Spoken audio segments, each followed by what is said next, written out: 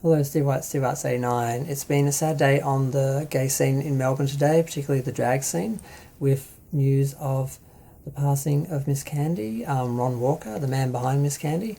Now, I never met Ron, I never knew him.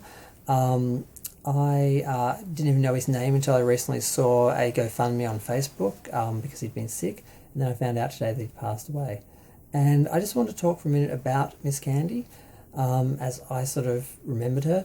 Um, I came to Melbourne when I was 18, and my entire adult life she's been there at the Peel. I hear that she's been on the scene doing drag for like 40 years, and I can believe that because she's been here my entire adult life.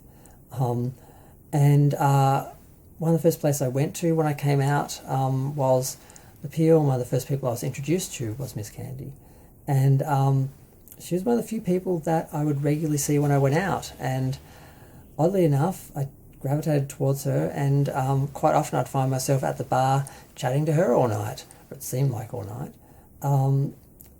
Despite her persona, despite her character being over the top and quite rough, she always seemed to have time for me, or she always seemed to listen. I always felt like she was actually paying attention to me when I was talking to her.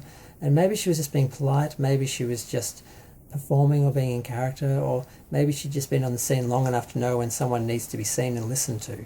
And I felt that there was at least one person that I could regularly see at the Peel who actually, was paying attention to me and listening to me, because it's a fairly cold scene, the gay scene. It's, especially when you're young, I came from a small town. I came from a big family in a small country town, and I had no idea what I was doing, who I was. I was totally lost, very lonely. And one of the few people I found that I could chat to, that I felt like was listening, was a drag queen, and it made a difference. It helped. And I mean, I'd often see her out just randomly here and there. And later on, again, I'd see her at the Peel. And I'd chat to her and that, and she'd always talk to me, and I'm like, she's probably just humouring me. I doubt she remembers that 18-year-old boy who was sitting next to her at the bar every other night talking to her about stuff. But she was always friendly, and we did recognise each other from the last couple of years of chatting to each other, and we had a few nice little chats, and she seemed like a nice person underneath all the slap and the persona and the character and the costumes and everything, and the drinking.